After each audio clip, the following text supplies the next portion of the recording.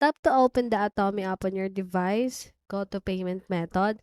From the home screen, select payment method. You will now see the available option to pay your Meralco bills. Choose your preferred payment option. So for e-wallet, GCash or Paymaya, you can pay your Atome card and cash bill via your e-wallet account directly in the app. Over the counter, pay your Atomy card and cash bill at local branches and partner stores such as Palawan, 7-Eleven, and more. So pay bills via e-wallet. Use the pay bills feature on supported e-wallets to pay your Atomy card and cash bill.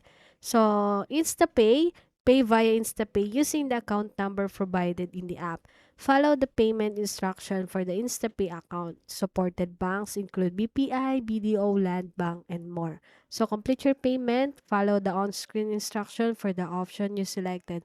Once payment is successful, you will receive a confirmation and that's it.